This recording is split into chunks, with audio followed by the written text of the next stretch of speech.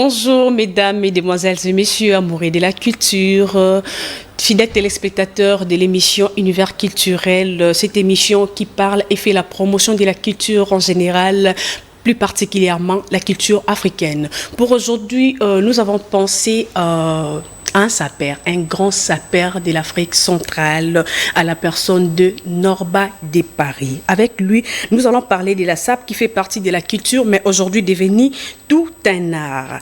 Avec une histoire des acteurs, on se rappellera toujours des Stervos Nierkos, les papes de la sape, mais également des FAO, Erez Mémoire, il nous a déjà quitté, des Papa Wemba, ils sont tellement nombreux. Il y a aussi ceux-là qui continuent toujours de défendre cette culture, religion qui dit Papa Griffe, les léopards de la SAP. Avec Norba Depari, originaire du Congo-Brazzaville, il pourra répondre à toutes ces questions liées aux qualifications négatives par rapport aux sapeurs. Aujourd'hui, vous savez très bien ce qu'on dit des sapeurs. Les sapeurs, voyous, les sapeurs, Batuampiaka, Bazakana, Griffe, Minene, mais aujourd'hui, avec ces grands sapeurs, nous allons essayer de décortiquer ce qui est la sape. Alors, mais également, il va nous parler aussi de son vécu, parce qu'il est aussi un sapeur. Donc, sapeur, quand il marche, il y a un sapeur, il y a un quartier, il y a un sapeur.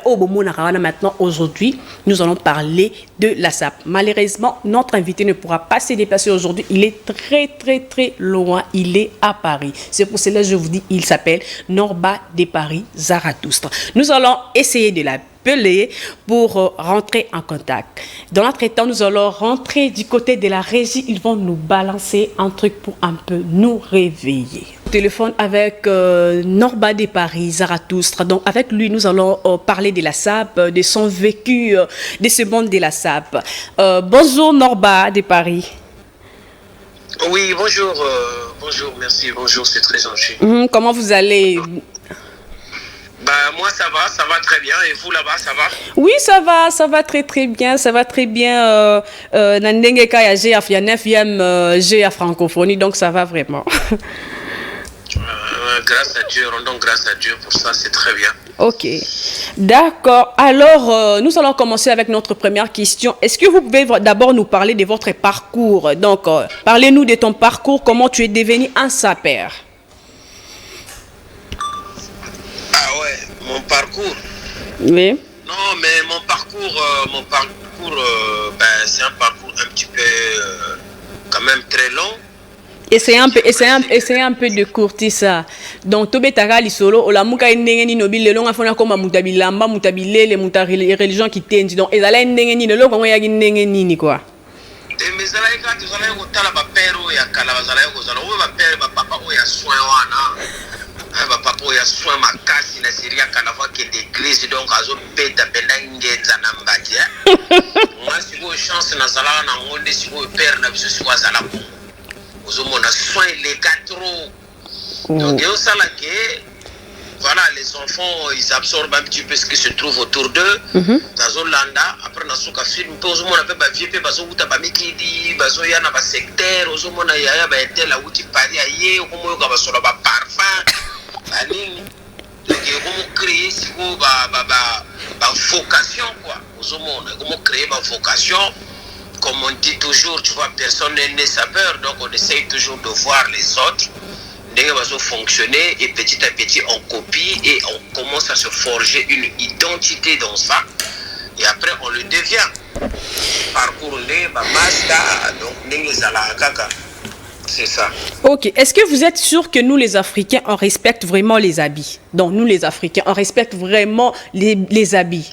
Parce que bino ba saper kolata eza arna bino. Tant botala vraiment auto ya bandeko na bino ba Africain, bon mona ndenge ni bo jozaka biso nso ndene tozana kati ya arna bino wanate. Est-ce que nous respectons vraiment les habits? Bon, omoni ko respecter là-bas eza hypothèse moko boye. Et ça n'a pas cadre belé. Tu vois, oui, nous les Africains, nous respectons les habits. Mais si vous les Africains, nous sauté. Parce que quelque part, il faut que nous ayons Zambo, nous ayons Dingari, nous ayons Petit, voilà, Azukumba, Bangombe. Si vous faites bien, nous avons respecté là-bas. Pour un vrai sapeur, il y a des gens qui sont lingi, forme ndenge zalaka nango ndima jamais nakumba bangombe to bataba ozomona siko biloko wana salama kasi ko bato basala biloko wana bazaka mutakala te bazaka balati bilamba. OK. Donc on le respecte d'une manière ou d'une autre. Na cadre nini est-ce que ya mutu kaka abombi nzoto to ya mutu penda zo beta pièce. Sikoyo na cadre sikoyo soki to lobeli sape comme na mutu oyo azo sala sapa zo beta pièce pour qu'on respecter yango. Oui, les Africains le respectent parce que déjà d'une ça coûte un certain prix. OK. De deux, eza awa te pozwango, on battre lango fort et puis de trois ça te rend beau. Donc tout les solo ya Putulu. Ozomona a Putulu a payer. Ya ba série wana. Série ba pério et puis que ce que monta et puis que Putulu donc souka, tout ça na l'art faut que ça dîme. Eza bon. Donc respect wana oui to ça nango makasi. OK. Makasi penza. OK. Alors, pourquoi la SAP marche de pair avec des accessoires? Vous devrez toujours avoir des trucs avec vous, bah, cigares, bah, tout ça là. Ça, en tout cas, et la bah, sera nini na SAP. Parce que, bah, misous, bah, bika SAP et se limitera toujours car au lati lamba. Il y a d'autres qui ne savent même pas que SAP et zappé, nenge na oya rosalananda ou, nenge ya rotandambe tout non, parce que, bah, tout le soupe, bah, linga, bah, bloc, on est bi, na concordé, rideau, na, nini, na, badra et consort. Pourquoi la SAP marche avec des accessoires? Maintenant c'est ça, vous savez la SAP marche avec des accessoires, pourquoi? Parce que la SAP ça a un tout, ça a un tout. Je vais vous donner un exemple. Quand on voyage, moi admettons je voyage beaucoup, vous allez vous rendre compte que nous les Africains quand on mange, on a tendance à manger des ambigus. C'est-à-dire que Batielio Badia Nene Nasanya Pondu, donc tu commences à manger comme ça et après tu te rassasies. Mais tu vas te rendre compte que quand tu prends un avion, admettons en première classe, un avion UP, le blanc, il va te ramener des rations sectionnées. Moi, ma barquette amicale, moi entrée, moi plat chaud. Mais tu vas te rendre compte que quand tu vas commencer à manger, c'est tellement proportionné. Dans souka film, tu es rassasié mais bien comme il faut. OK. Donc ça tu peux les agrandir. Donc ce qu'on l'a dit qu'ensemble il y a consommé dans sa patou, ils en ont battu sous au bailli du pédé de le genre au monde à sa propre lati. Ce que pour un sapeur c'est pas suffisant. Il faut rajouter les accessoires. C'est ce qui est plus difficile, les accessoires. Il faut montrer bien ça là, il faut bijoux bien ça là, veste tu peux là t'as yango moko déjà ils en ont bijoux nango conçu uniquement pour les vêtements. Donc ton vêtement aussi peut être orné de bijoux. Yango on a ce que les accessoires. Pour mettre ndenge ça on a taillé moko mettre ce qui est latité pour que les mettre ça moi passer. Donc dans les hôtels ça crée des emplois, les femmes de chambre, ils sont là uniquement pour habiller les chambres. Donc, tu as déjà dansé et Gumbeli a drapé ça na ndenge moko boye, ba oreille mystique, aux hommes. C'est ça qui rend beau, ça s'appelle du volume. Tu vois, OK. Est-ce que aujourd'hui vous pouvez nous parler du soubassement, en fait, le fondement de la SAP? Les fondements de la SAP, c'est quoi en fait? Le fondement de la SAP, comme on dit, la SAP est native du Congo Brazzaville. Le papa a fait beaucoup notre père qui m'a fondé par le bango. C'est tout ça là, il y a podium, il y a concert, il y a hommage, il y a mère. Oh bon, on a terme, baby. Non, sentir vraiment lingi là, bah ça perd donc na CP vraiment taka kabana poto ba mane ko zele loko yo tanti nanga propre ani dembo donc mutuna bino ye yo no ba de Paris en ligne avec moi naye avec petite naye Fallon Kisangu to betaka masolo sapango. OK, to continuer masolo na biso. Bama weli ça ba kota trop na histoire ça et comme un mélange du genre. Ozomona bato ba yebi penda idéologie te ba yaka bongo ba kota penda donc na vélo kaka na autoroute mais penda histoire penda fondement penda oya ba soubassement ya SAP ezake donc Congo Brazza idéologie bandana ba André Grenoir Machua donc ozonga musika te wane ozala penda mission mobimba mais ezake histoire et où t'es pas colon pour mon temps oiseau qui Afrique c'est bien Stanley bango bazo beta déjà pièce et ligne lina bango ezalaka biso sikoyo mpe na Afrique mpe bakoko na biso mpe bazalaka mpe na elingeli na bango bazobeta baposo ya nyama babiju mpe ezalaka bazobeta bamino ya ngando baposo ya baleopard ezalaka sape moko boye mpe eza noble me bango ntango bakolonize biso nde biso sikoyo na buzoba wana tomoniki ya donc biso nde elatele na biso fo ekoma ndeti boye donc tokopia sikoyo idéologie na bango sape ebandi ozomona sape sikoyo ntango ebandi ale tokomi nde sikoyo komélange mwa ndenge ya baeuropéen na mwa ndenge ya baafricain komosangana yango omonaka keno vraiment vie na biso sescour mobutu seseseko kokowondo wasambanga azobeta bakosi okomonaka posa nyama na mutu bien kana libaya ya nzeta zamba eza baforme eza baoption eza bapérimétre ya sape ozo comprendre eza idéologie donc nyonso wana yango nde tozopesa baidéologie ti lelo ozomona ke awa na poto okomona baalkaïda babima oya okutake donc bana bela bazobeta omona baéquipe de France banord de Paris baléopard de la sable partout wana babima kaka na linie wana mpo banotre père ke mafumbe papa omba bapesa déjà linie po wana mpena vie nanga kati po vie wana ntango azolinga na seri wana papa oyemba deux fois te osentir penda ke bajoyo penda bazotafuna pende elamba bakenge question bakolosoki bazobeta penda piese eza basapo oyo tozomona lelo te c'est pour ça ke nga sikoyo ndenge nabetelaka forme mpo nga ndenge nazawa nayebi elateli nyonso sape soki kaka na piese te ke obeti bakuti bayodi esoki wana te sape eza na bandenge ebele selon place ozala ozomona soki batindi yo bibliothèque admettons faut beta conférence de presse oyo yamba bato moko boye na milieu ya bamindele eza mpe na bandenge moko boye fo lingela okende na bayotie ya basopa na okulakula te bakomona yo bizarre wana sikoyo fo kila fo enge solola est-ce que Norba de Paris est-ce que oyebi que kolata mpe ekomisaka mutu ekomaka na mwa addiction olingi makambo kolata tellement mingi ozolinga reconstruire te mbongo olingaki peut-être construire des immeubles yo ozotango kaka na sape alors que toi au fond de toi tu n'as rien ozovivre donc na mendicité parce que aujourd'hui c'est aussi la question qu'on se pose en tout cas aujourd'hui eza vraiment pas si un parent qui a bien éduqué sa fille après sa moine na mariage na basaper na biso tomonaka bino mo peut-être bozala na basape boyebi makambo ndenge lekaka po bozwa bamere bozala na bona parler peut-être lekaka na bandenge moko ya mystique quoi donc lelo sikoyo po bino boye pour révolutionner le Congo pour pesa ngo moins lengi lelo pe parents a commis wa fier ah moi na o zondre na za sa père donc akoma représente et loro ni vraiment zanga kawana non exemple ngote wana eza vision moko boye moi je vais appeler ça eza vision moko boye eza erroné ozomona pour déjà ndenge eza wana batata wana bapekisaka bana na bango ki alingi kututeke mwana na ya bala saper ye moko déjà za ozomona problème eza kaka ba institution ya mboka na biso po ba saper ba créer ba jeune belé bazana ba mboka wana lelo bazana ba connaissance ya ko créer mais eloko ezangi bango nde matériel eloko ezangi bango nde ba option moko boye fo fuwama ba pesa bango liné ba bimisa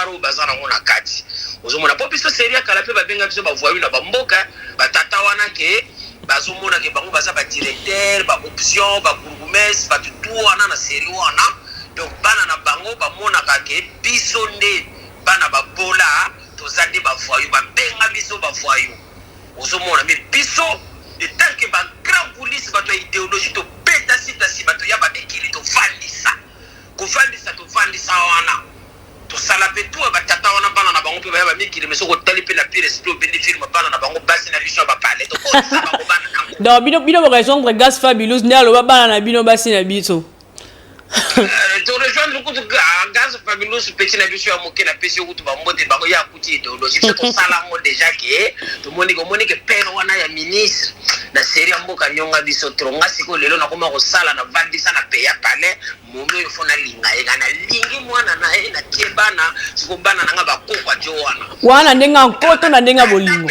wana ndenga nkoto na ndenga bolingo po on dirait bo sala ngo po prouver ba papa mususu ba wanda ko linga te bo approcher bana na bango parce que ba ndo benga bino ba voyou ba nini bo sala ngo na nkoto parce que te tellement père wa benga nga comme nga fona l'accès ke ngande na zabwe na za na avenir liboso na nga te na cadre amour to lingi basi na biso ozomona OK tango koma ka sikote ko ndotala père ya mère esprit wana ezongi oyo babenganaka biso siko ntango nazokendeli kuna donc po sentir que faut sentir que nga na ye po solo parfait oyo po jour na embrasser ye donc sur la parfaite avenir mobimba na tandi maintenant mélange pas pour rabat avec aussi c'est le rôle de passer sur jazz.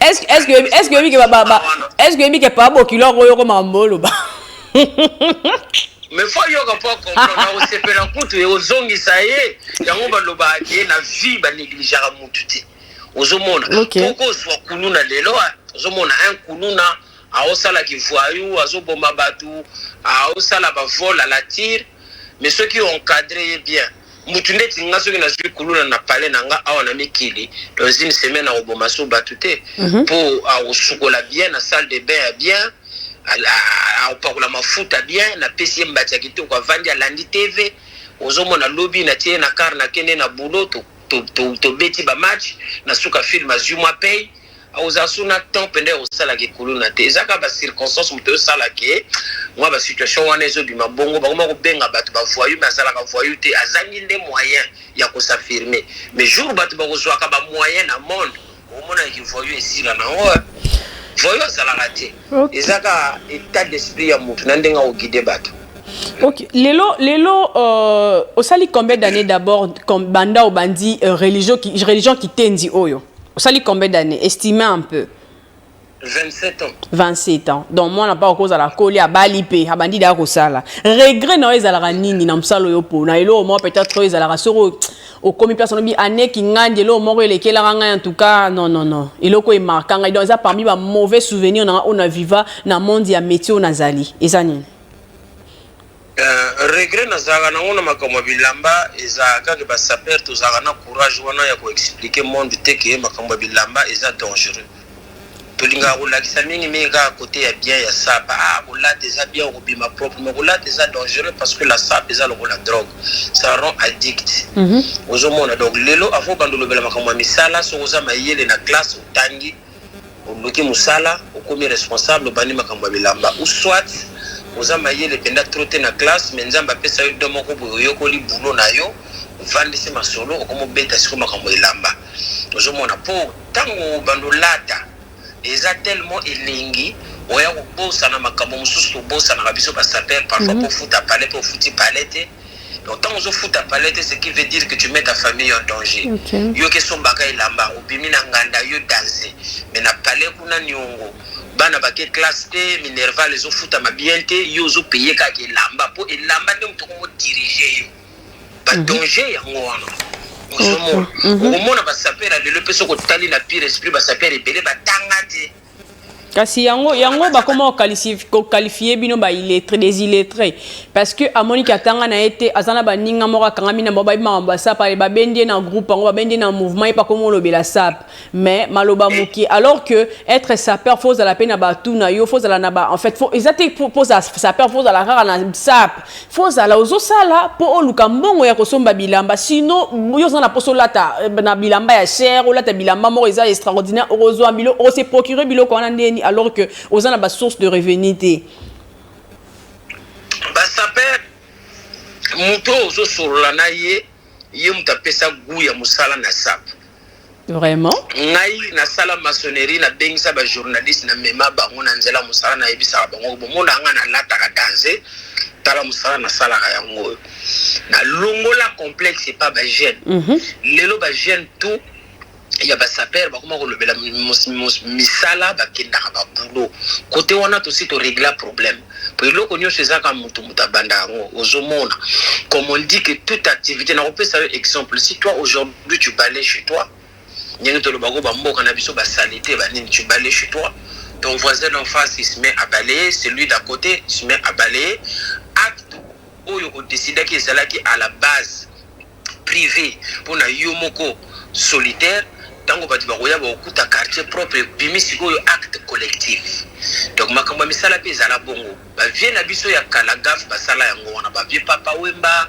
ba vie niarka bazolata bazobeta cop balobela raté que non cop is a business is a très dangereux ko sala mabe ko yiba ko buka ligal ba yemba kutu banzembo na buka ki ligale ya kaluji eza modèle te ozomona nga siko ba anomalie wana na ya na buka mona kokotisa code travail na makambo sam ba ya balanda lelo ba saper bakoma pena ba responsable pour biso bato babelaka na mboka ba saper batindaka lala bato soki bakufi bazelaka ba saper baya po bakunda ozomona bakundi pe saper abazozela ye aye bakundi pe ozomona ba saper bana na bango batangaka lelo bana na biso bakoma ba responsable ba au cadre na bamboko oyo donc to comprendre idéologie ozomona eza ndenge ngona mais eloka na regrettaka que non to lekisi l'air nde ebele pona ko expliquer mokili ke avo banda makambo ya bilamba keba elamba eza donc lukana no ovandi sa vie to bandi makambo ya bilamba biso nde tosala le contraire obandika elamba nga saper na telemi mbote nozo defa mais ko defa wana yo defa izo komisa yo dépendant na makambo moko boyo komo posa na avenir na yo moko nan ozomona OK donc eza ndenge wana donc malembe le kanango Norbadi, je vous rappelle, nous sommes bien en ligne avec Norbadi de Paris, Zarathustra. Donc, muto asala combo na art autobengi combo sap, o asala combo na musique, ba o bayebi. Donc, bana Brazzaville, bozo landanga boyebi bien masolo no lo beze solo dans le kuta kutu aizala rakutu te na univers culturel. Alors, Norbadi de Paris, est-ce que okoyebi sabiso nini oyo sala rapport des jeunesses ozo mona lelo? Parce que tant aux autres la jeunesse africaine, jeunesse congolaise, les deux Congos, je veux bien dire, aux Edarabon on a nini. Au Edarabon kaka na ba conseil total wana ngalo kwa na koma na poto na koma na poto roto donc wana ezala makambo sasu ezala makambo fachi ezala makambo na ngato Edara jeunesse oyo yo nini parce que lelo peu importe au nyos tozali mais toyebi ke oza un Congolais de Brazzaville. Donc devant mundele ayebi ke oza originaire ya Brazzaville, oza donc je ne sais même pas si au changer de nationalité, je dirais que oza Congolais à Brazzaville. Si ko tant on ba qualifier ka ba jeune na biso na ba kombonyo surtout ba pesara. Yo effort non tant on vendre kolobi non nga peut-être fona sala boy pona mekampe ko ya na changement na mboka na ngai, na changement na continent na nga. Yo siko yo apport na yo ezara vraiment nini na jeunesse. Bon, voilà, là tu viens de me poser une question très pertinente. Moi, je vais faire un petit rétrospective. Tu sais, à l'époque, nos doyens, ils allaient à l'école, ils n'achetaient pas les cahiers. Ils n'achetaient pas les fournitures scolaires. Les fournitures scolaires étaient dotées par un service d'éducation nationale de l'État. Okay. C'est un intellectuel, Asomba Kayete. L'État paie ça. Oh, on appelle la bénéficiaire don de la Belgique. Donc, tu sais, quand on était à don, on appelle ça Rabisso. On a don de la Belgique. Je me rappelle, j'étais encore en première primaire dans l'école. Mais on est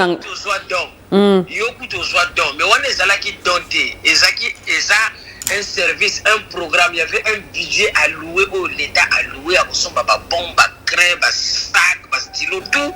Chaque élève est doté de fournitures scolaires gratuites. À l'époque, c'était comme ça. Si vous m'avez dit comment les parents ont salaire, déjà barème ya salaire ya père na biso na bambo keza ko kita makasi. Donc il faut pona est-ce que na payer badia dame to na payer kai choix ezawana. Ce qui moi na l'été à Odaï, a besoin force de quoi qui n'était tanga tchiki. Donc on s'est débrouillé comme ça. Donc ça aussi ça posait un gros problème. Problème n'a la question na une tuni aide, il faut tout aider. Il faut tout aider. Bisoto ya ba mikili to sala ba effort moko boy to comme visible.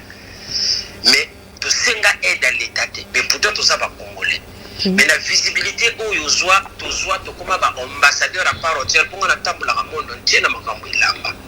Mais ni les autres zanga ke lelo ba konze ba komona ke bon mutu o lokola za visible libanda. Il peut travailler en collaboration avec le ministère de l'artisanat pour na makambo création. L'État peut mettre les moyens pour faire la bâtelier, le centre de formation. On a le cours international et pour permettre que Bateau Bazali Banda Bayebinga à Nord de Paris, il est là en train de suivre des jeunes. Ça s'appelle de l'accompagnement. On va essayer d'aller voir ce qui se passe là-bas. Et Béni Malamoko tourisme. Et ça boule. Si vous avez aider jeunesse, nazo aider bango déjà dans ma terre, nazo pesa na ba app, nazo ça là je fais attention à ce que je fais. Et c'est à l'État aussi de faire un effort d'accompagner ces jeunes-là. On a quelle possibilité on a déjà dans la charge ou déjà pour aider aux alaka osombi lopango moko boye na mboka otongi ofungoli affaire moko boye okoembaucher 2-3 jeunes basalaka wana epa na yo mais c'est insignifiant à côté du chômage qui gangrène nos pays différents. Donc biso ne faut pas aider biso pour biso na l'air à simato peut sa savoir autre zana. Je vais te donner un exemple d'un cordonnier. Nga sikoyo okoki ko accompagner ba coordonner oyo bazana mboka. Mais ceux qui t'ont accompagné va coordonner, malamoko to bando teka ba produit au biso tozo créer. Mais produit wana po au créer yango, il faut tanner la peau. Pour tanner la peau, ça nous renvoie directement à l'élevage des bêtes. Ba bête wana il faut créer peu ba emploi. Donc c'est toute une chaîne en fait. Tu vois. Donc pour mutumoko boy a élaboré chaîne mobimba wana sans aide, il y a secteur privé public qu'on appelle ça le privé public. L'État te donne des subventions. Tu accompagnes les jeunes et en retour, tu payes des taxes. Les taxes reçues vont permettre à l'État pour nous retourner là, pour nous rénover l'école. Et ça, moi, et ça m'a remonté les anakationa. Yango mona ke, ba mikili c'est belé to ya kawana na ba faire, na mimi bakar, na ina fungoli flat, na embauché moi 2-3 personnes na suka film, na sali faillite. Pourquoi? Parce que c'est la loi de l'offre et de la demande. Oui. Demande déjà tellement makasi na mboka na biso offre eza moke.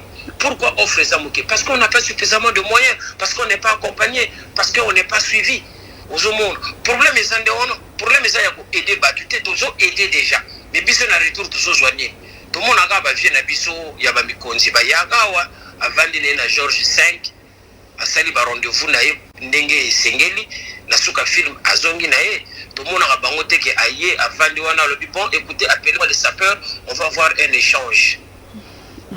C'est à partir de la discussion bah tu vas échanger et même dans la Bible on dit au commencement était la parole mais ceux qui ont solo laté to développer des et l'occasion sur la création bandara la liloba biso to kati. Donc Norba de Paris, vous rejetez la faute dans l'État congolais. L'État congolais a créé la structure théoko aider ba jeune wana. L'État congolais a considéré binote bozala ba icône ya basap. Donc pour na bango parce que ne comment nango ka cop na komi mo kondina bengi petit mo ayo karanga mingi yende mta approche na ba oh wana kuna zala bosala kombo so ende ni bo problème na ngate ya la bay. Donc et loko so reprocher l'État eza yango ou bien c'est autre chose. Non, et logo, en fait, na temps normal, personne ne t'a dit bien, ils ont pas qu'à reprocher l'État. Ils ont reproché l'État, mais ils ont pas sa boule. Ils sont différents. Nous ne sommes pas dans un congrès ici et je ne compte pas donner des leçons aux gens. Ok. Mais la PC idée. Si vous avez à partir il y a idée, bien placé, idée bien. Tu sais, moi, je suis membre de l'UNESCO. J'ai été invité à l'UNESCO, j'ai rencontré l'ambassadeur de la culture de la RDC à l'UNESCO. J'ai tout solo là, idée. Ah ouais, je lui ai proposé de créer une journée mondiale de la SAP congolaise internationale en Europe via l'UNESCO. Puisque en France, tout ça, on a fait une fête de la musique. Mais il peut aussi y avoir une journée spéciale de la SAP en Europe au niveau international. Et ça va boule. Mais c'est comme biso, le la bango, boule, ils ignorent que nous sommes des personnalités même ministrables. Intellectuel donc ils ont reproche tes mains ils ont la plus na complémentarité il y a que c'est complété donc avancer bien idéologie ça bon. D'accord, non, bah des paris.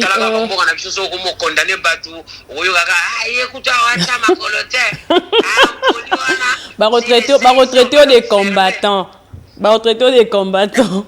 Jour comme vous comme moi bimezate, moi tambolezate, même famille, bah comme quoi inquiété, même na famille au tika na Congo. Bimi rebelle, bimi sur rebelle balamongo. Ok. Non, bah des paris. Tout le monde qui fait pas, mais où t'as que ça la mao na Brazzaville. Tout le monde ne fait pas mais salamaki non bah des paris à zala quitté. Et ça parce que aux qui invitation T ou bien parce que au déclina qui invitation. Je remercie d'ailleurs la salut pour te continuer à mboka na qui invitation. Mais sauf que mon invitation est arrivée une semaine avant l'événement. OK. Bon, une semaine c'est très court pour nanga. Ozomona kuzonga mboka ezana bandenge belé. Mutu normal. akozonga na mboka asali mwa valise azwi vol akeye surtout que yete mutu asombi tike mponga tike ezalaki déjà l'état congolais de Brazzaville a payé l'avion, le billet, le logement où je devais séjourner. Ezaki assuré, nous Ezaki n'a pas assuré. Mais à une semaine, c'était compliqué parce que moi, il fallait que je m'organise par rapport à mon travail. Donc déjà, il y a tout un planning à respecter au niveau de mon travail. À une semaine près, je ne pouvais pas poser la semaine et partir comme ça. Ça dérange le fonctionnement. Il y a entreprise, ils ont bien été. Donc déjà, on est déjà problème numéro 1. Problème numéro 2, na yebani trop. La petite basa est belle, bah oui, la ngana na parler le rôle à banzoi. Pour récupérer forme. Kasi pepe kala embangot. Bino bokansa so oyebani eza na komi populaire boy koyeba neza ngambu yo ebite. Maman a problème. Maman a problème ndeko na ngai. Tu vois ma sœur, c'est encore problème. Donc déjà moi le fait que j'arrive à Brazzaville, je serai envahi des gens. Donc je dois automatiquement avoir 5 ou 6 valises à bilamba que mutuso qui aye OSP la kana norba azui ata moi tricot moi sercor. Ah bon tiens, bon sikoyo biloko wana fona frité yango ezana ngo. Ozomona, il faut na futa ba excédent, il faut ngamo na pour sa forme na ngai. Donc on a une semaine logistique ezalaki pena réunité. Yango na mona na kité mais na sepeli ndenge leki bien ba ndeko nanga ba artiste baroga ba tutu basakuna ba beti esali bien yango zomona ke Norba de Paris ko na ba fan na yetu bazokutana le 24 juin 2024 na masamba deba putain on a kita na aéroport ba yama mala moko stade ndesika ba komona ke sapera ye abeti nous l'été le stade plein craqué ba o sentir groove na moto ya King Zarathustra Zarathustra wa mystique hein. Ouais, mystique fort donc nakoki yote vraiment dans la sentir on dirait na sola na musique ndingo wa donc mabe makasi dans la monika azo œuvre toujours na ba trace na bino ka ndenge zalara alors Zarathustra betela biso pourquoi bino basa Petit nabisona batu bayebi lelo mais ayebi nga très bien. OK, musique ndingo. Ya on a poto na ba léopard bilamba balata on a poto na musée de Tokyo. Poto koti ça na musée de Tokyo ya 16e arrondissement na ba musique ndingo te ba léopard ba ya ba Joanna ba Pechuana et Kekotu. Norba de Paris muta kenda to pona bilamba chez Jean-Jacques de Castelbajac, monsieur Yoji. OK. Pour une collection des années 70 na néona. Bango baye ba petit forme ba défile ba sala spectacle na bango kitoko nord ba siko ya défenda Congo Brazzaville moko na kota kuna na ata l'animal a souffert ligoté ba yone laisser ponder pour éviter le stress décapité vif même mort l'animal reste agressif ngando ata akufi ba yebiso kende simba ye obanga puissance a bongo donc tout ça là de sorte que ozomona que ba ndele ba tondi c'était un grand vernissage de plus de 5000 personnes. Je retourne musique ndingo yebi donc bandele ba sepela na arwana to présenter na musée de Tokyo dans le 16e arrondissement makambuto lobi awa yango yo pona ba konzina biso il faut ba yeba ke idéologie wana ya sab isabela mama na lesolo donc to ko bimande du Brésil en renya pona makambo foot kana makambo belambo zo mona pena ba mindele ba osopa na yele ndenga tourisme ba hotel ko ba luzana plein pour vivre l'idéologie mais il faut cadrer ko canaliser yango na bateau ba yebi solo ndeti ba biso ozomona. OK. Chers téléspectateurs, toujours pour ça na malembe na suka émission na biso. Déjà là, je fais un coucou à ma tante depuis quelque part, Madonga dit maman sociale depuis Irlande, Talarara au moins na yo. Donc aux aina pour ça ba image yango yo donc eko belo kalate. Zarathustra toujours ko bana mas. OK, ayambi yango déjà. Non ba de Paris toujours ko bana maso na biso. Alors est-ce que c'est vrai que le mouvement de la SAP a vu le jour dans l'époque coloniale? Donc, c'est la classe coloniale, en fait. C'est la classe coloniale qui a donné naissance au mouvement de la SAP. Bon, c'est pas la classe coloniale qui a donné au mouvement, qui a donné la visibilité au mouvement SAP. Et ça naissance dans le mouvement de la SAP, la classe coloniale? Non, le colon n'a pas donné naissance au mouvement de la SAP. Mais le colon a créé une certaine inspiration d'habillement et pas ya ba koko na biso ya série wana elateli échanger ozomona elateli simple na biso échanger à partir de l'arrivée du colon et ça la choc entre culture vestimentaire na biso na culture vestimentaire na bango esangani et créer loko moko boye sape bandi ozomona ezande bongo epesa bongo. Ok. C'est là que na ngai boya tembe to kota na ba archive na ko expliquer A par Z pour émission ça mo pousser wana pena foza la pena be émission pena ki te lobelika origine de la sap. Moyen te parce que to lobe kutu to betika masolo no ya côté sap ya musique ku non to simbi atati. Donc ma solo eza makasi dans j'espère que na numéro msona to lukato découvrir ce qu'on a de Paris côté musicien. Non pas de Paris bino ba saper à Kalabolinga ka Tchoko. Mettez la solo eza na ndengeni. Ba tse ba momi ba nolanda bino par rapport à Tchoko to za la astuce na bino to nini. Tchoko. Ouais, l'histoire de Tchoko. Je le déconseille aux enfants, la dépigmentation de la peau.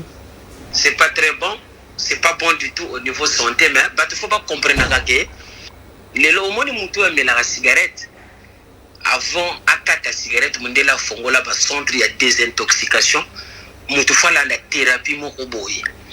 Biso série tozokola tozaka na boule teke to beta Tchoko. Mais idéologie comment est que tout le monde a vie na biso bazo utamiki bezo mona pena ke mutu donc atela azo umoyo ke yo ye bateke wana climat kuna mteteli si ebongo climaté na ba savon na donc ozo mona pena ke couleur po awa ezalake po afeke biso to yebi gommage na potote ke fonika gommage ne longi po mafute longi bi Namboka, ozomona tosaka wana pona longi mafuta. C'est pas bon. Ozomona donc bango siko ba yebaka ba ozomona pena ba vieux pena ba bien Tchoko, bien swag. Monika ngasiko yo na ndenga sima fona salaka ndeti vieux yo. Pour sa propre makasi ko lekanga. To bandi ba Tchoko sont évaluer les risques. Ozomona. Siko epesa ke tango continue na monde wana ndesika ko découvrir ba anomalie wana donc ezanango interdit ça fait partie de la beauté ozomona pour maquillage batu bakanisa ka maquillage ezaka Tchoko mutu nyoso na monde asala ka maquillage bongo yo ndengo za wana ser nanga ou bien ndeko nanga kuna ou bien oye kuna akenda kana salle de bain sukula kana zelu il utilise le gel douche non. C'est pas du maquillage, c'est du maquillage. C'est tout à fait, mais échange rabiso potation naza mwindu nazaka mwindu nga depuis na botama na na ten oyo.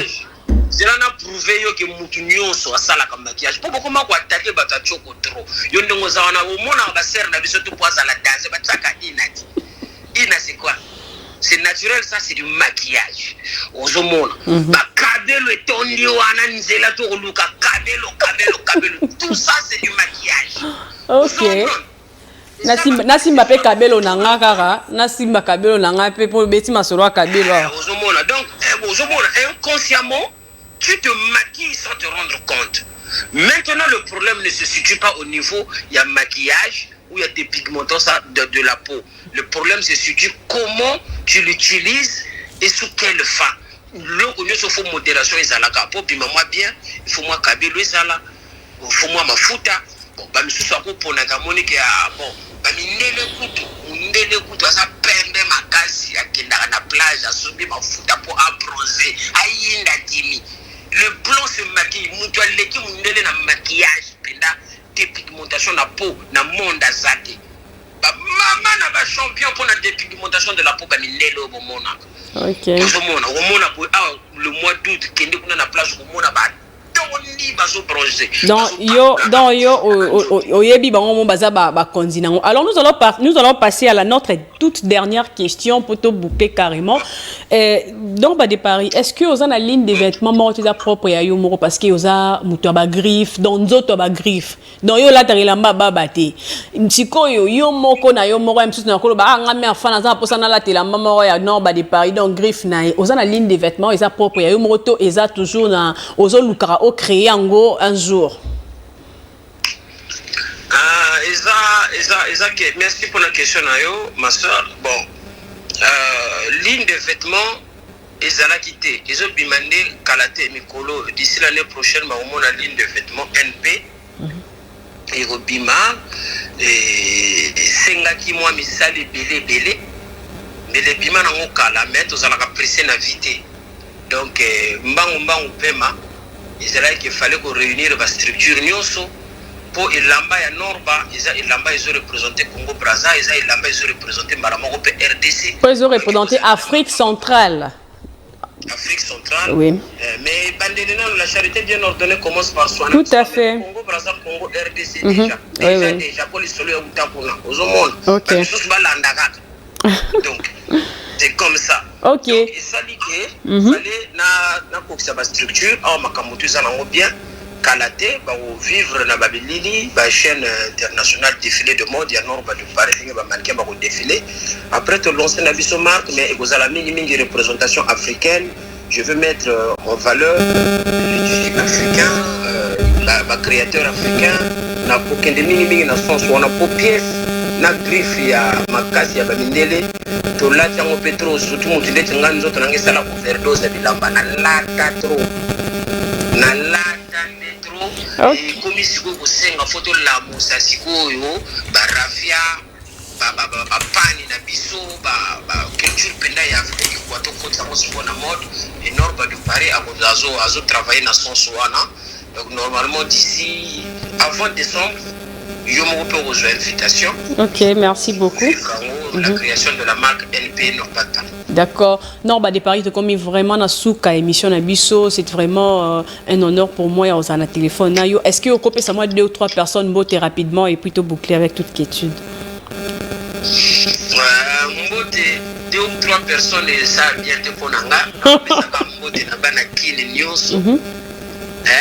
Pour talaga bon c'est tout ça va s'appeler continue système ba mabanga et community ba moi wapi oyo luka bangambo bwaka kingate ngo bwaka ki ça la bien donc bana kimi tuna pesi ba mbote bana braza tout na konyo sur la pesi ba ngambote norba de Paris l'homme du parent tender deux ça m'a claro que l'agua no point de serrer le furet quand je me rends aussi beau je le vis bel et bien là je tape Moro Grifoni je progresse grâce à ce nez dans le potier de métal et je me parfume mon parabole comme le sait pour lui Tiko Watiko c'est petit na Umo Zezania qui débarque de cette principale qu'on appelle Gozo Mozobiero. Là où vous trouverez cette personne qui vous corrigera toutes les fautes de la bourde et de l'élégance appelée Norba de Paris. Ok. Merci beaucoup Norba de Paris. Comme pratiquement la souka donc tozali ko remercions en tout cas nous allaki de notre invité na émission na biso ya lelo univers culturel présenté par moi Fallon Kisango. Donc je te dis merci beaucoup. C'est moi qui vous remercie vraiment. Merci beaucoup ma soeur, en tout cas très belle émission et que Dieu vous protège, que Dieu continue à vous donner de l'imagination et de la création. Voilà. Ok, merci beaucoup. Je ne peux jamais boucler cette émission sans pour autant dire merci à mon distributeur automatique, mon papa. Pierrot Miller Ngadi depuis Irlande. Donc avec Yé Marambutu ok sera lobby non rotia lobby c'est rotia lobby donc écoute Marambo Izara lobby kende bo Izara tabeto batou ezala raté. Puis je dis également merci à Fefe Yankewa depuis Berlin. Je t'ai fait de gros bisous Fefe Yankewa depuis Berlin et puis je dis également merci à Doli Kabouya les doyens et ça a vraiment bien son assisté émission 100% on appelle ça merci na grande équipe technique qui travaille qui nangai nangonga je dis merci à Issa Kaz merci à Aristote Kabouya Archange Mboma je dis également merci à Sarah Mboui ainsi qu'à toute l'équipe technique de la chaîne de l'excellence et du professionnalisme CML 13. Quant à moi, je vous dis au revoir et restez branchés et bonne suite des programmes dans notre chaîne CML 13. On va se retrouver très bientôt pour les tout prochains numéros.